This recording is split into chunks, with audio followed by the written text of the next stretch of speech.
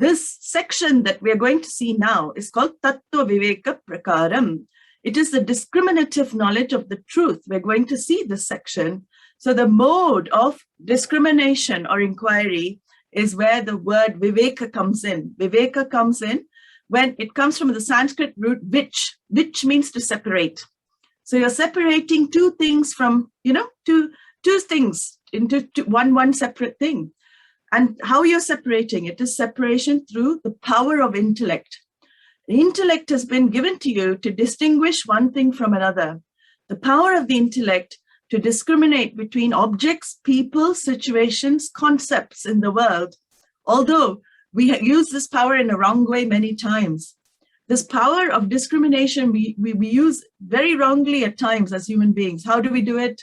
Racial discrimination is using that discriminative analysis wrongly. Gender discrimination, we're using it wrongly. But we have that power. If it is guided in the right direction, that is why, in the Bhagavad Gita, Bhagwan becomes the discriminative capacity of all human beings. He's the charioteer, Sanatana Sarati, the eternal charioteer for every single jiva. He's holding the reins of the mind. He is the intellect for everybody. So if you give the reins over to the Lord, who is resident in you in the form of intellect, he will take over and guide you in your life as well. So Tattva Bodha is gained through Tattvavivekah. We saw this. And we also saw who is eligible. It is not age restricted. Atma is there in the newborn as well as the 100-year-old. Atma does not change. Age is no restriction. Academic qualification also is no restriction. It doesn't matter if you don't have a PhD. It is, Atma is the very source of ignorance, the source for ignorance and the source for knowledge. What do I mean by that? Atma lights up your ignorance. It lights up your knowledge. It lights up what you don't know as well. When I ask you, do you know Mandarin? Maybe I'll ask people who don't know. Generally, I don't think anybody will here know Mandarin. But if I ask you, do you know Mandarin? What will you tell? You will say, I don't know Mandarin. How do you know you don't know? That is the question.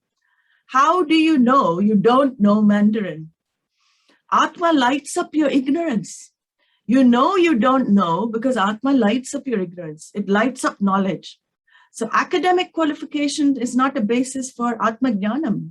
You do not need academic qualifications because Atma lights up your ignorance, lights up knowledge. It is the basis for your knowledge and for your ignorance as well.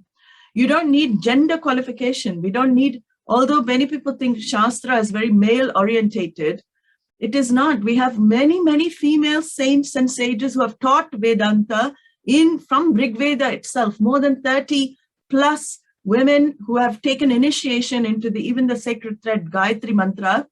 They're called Brahmavadinis, Rishikas. There are many Rishikas as well there in the Veda. So it is not gender, it is not based on gender because Atma has no gender. So it is based on something else. As I said, it is based on qualification of your mind, fourfold qualification of the mind. And the first qualification is Nitya Vastu Vivekah. So it's Nitya, we have to split it. Nitya Anitya Vastu Vivekah. Iha Mutrartha Phala Bhoga Viragaha. Shamadi Shatka Sampattihi. Mumukshutvam Cheti. So this is what we entered last time. I just wanted to give a bit more introduction about bondage, what it is we're trying to do with this book, what it is we're trying to discover as well. So what is this preparation? What is this adhikari, this prepared person for this knowledge? The one who has this fourfold wealth in relative measure is a prepared person for this knowledge. If you want to become a doctor, you need to study medicine. You need to study all the steps, right? You cannot immediately become a doctor at age 10, unless you're some kind of prodigy. You cannot do it because you have to go through all the schooling and learn everything as well to become a doctor. So this is very important. Are you ready? Are you ready for this knowledge? So the first qualification, Vivekah. What is this Vivekah? So Vivekah we saw is to separate What is real in life? What is real? What is true? What is lasting from what is temporary? What is fading? What is going always? So this, again, we have to see again and again, the mental preparation is very, very important. First thing that we have to do is nitya vastu vivekaha. What is eternal? Eternal means nitya. What is ephemeral? Which means anitya. What is going? Transient. So the changeless and the changing are mixed up in our thinking. We cannot see what is changing, what is changeless. In fact, you will be able to see if you sit for 10 minutes, you can see, look at your experiences in your life. What has remained unchanged all your life? Has there been anything, any relationship, any object, anything, any situation that has remained totally unchanged in your life? Nobody can say yes. Nobody can say it, because the first level of vivekaha is that everything is impermanent. The whole of life, we have to see first the impermanence of life. So this is called purushartha vivekaha. The first level of analysis that the scriptures asked us to do is discover what is impermanent first. We're yet to discover permanent. So let us see what is impermanent first.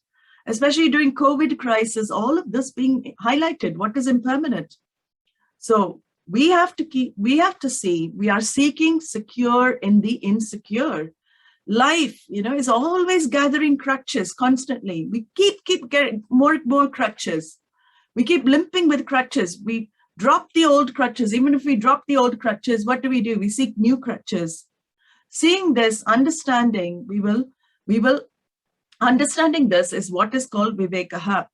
So it's a discriminative inquiry where one thing is mistaken for another thing. There's a mix-up here in our mind. And it requires a simple inquiry into this universe to understand the fact two things are mixed up. Anatma, which is not Atma, and Atma, which is consciousness, the permanent, changeless entity, are mixed up. Anityam is that which is never permanent. What is the meaning of never permanent? There are three statements I will tell you. Never permanent is, now it is here, it was not there before. I said this last time, but important to refresh. Now it is here, it was not there before. So impermanent. It was there before, now it is not here. Impermanent. It will be there in future, now it is not here. Impermanent. All in time. So any security that we have in a life, our pleasures in life, and here in this description of Anitya, he has included even heaven going as pleasure in life. Heaven going is only a holiday out. Position and power will not last as well. We lose power, we have to go back to the start. So what is the analysis that we do with the world, with our experiences in the world? We discover 4 facts in life if we think about our life. What is it? Fact 1, there is no permanent object, no permanent person, no permanent situation in this world. This has to be seen. Again, your own life is the best teacher. Look at your own life and see, is this true or not? And permanent happiness cannot come from impermanent. People change, situations change, objects change. Fact 1. Fact 2, since everything I know in the world is subject to time, it can never give me lasting security and support. It is like, one of our Swamis used to say, it is like having a cardboard box in your hand, sitting on it, thinking it's going to hold your weight. You trust the cardboard box, you sit on it, what's going to happen? It's going to collapse. So you can use the cardboard box for purpose, but you don't lean on it, you don't depend on it, because that is exactly what the nature of the world is.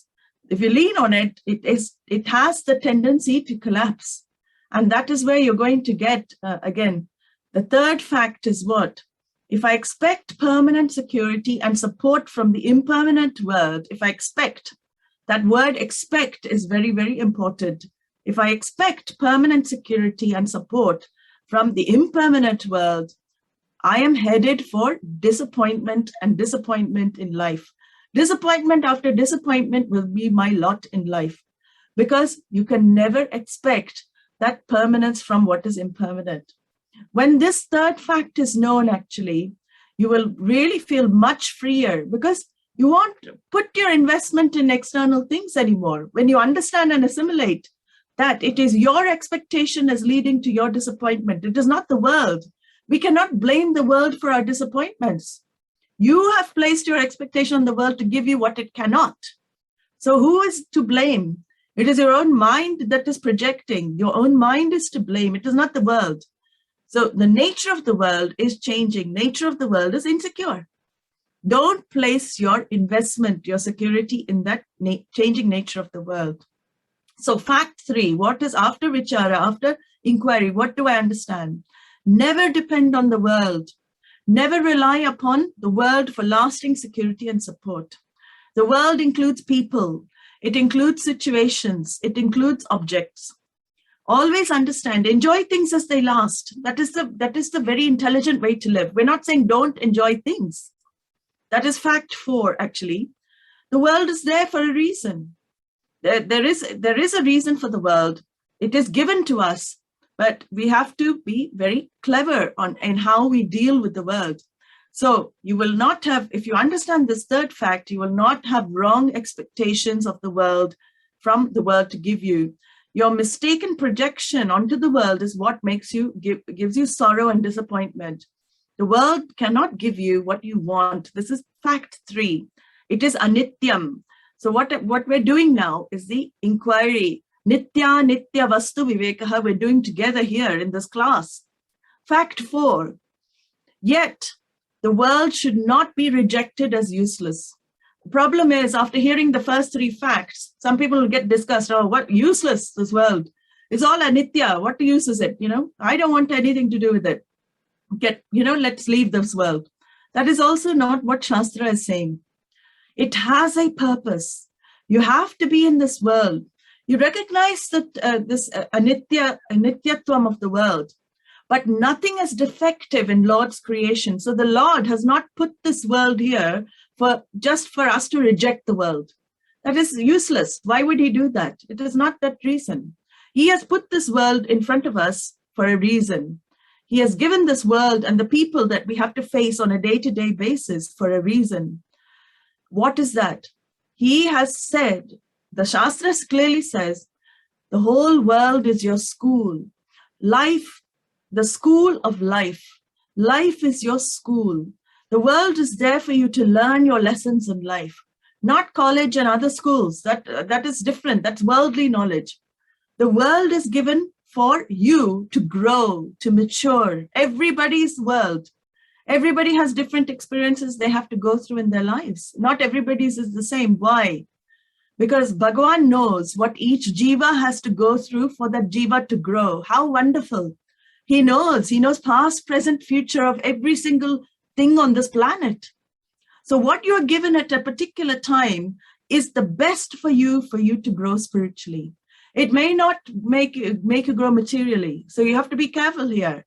It may not give you, wealth. It may not give you riches. It may not give you power and success that the world thinks is a success.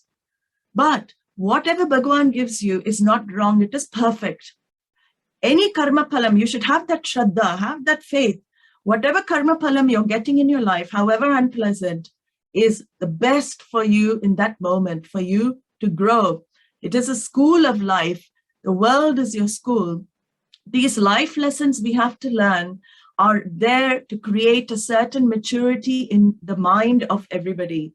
So that is why one of the qualifications that come in the next series of qualifications is the capacity to put up cheerfully with all difficulties one has to face. We are not weighed down by trauma. Vedanta does not have people with PTSD. If you study Vedanta, you will not have PTSD. You should not get PTSD because Vedanta makes you emotionally immune to trauma. It should give you that understanding of life that, yes, you're going to face difficulties in life. Nobody can escape difficulties, but it equips you with all the knowledge, with the equipment to face your challenges in life and to face them cheerfully as much as possible. To say, once you say the attitude, Bhagavan is doing this for my growth. Life is my school. This is a lesson, life lesson for me to grow spiritually. how lucky I am, Bhagavan has given me this prasadam. I will accept it and I will learn from it and I will change and I will grow. That's the attitude Vedanta students should have. So this is what is called Vivekaha.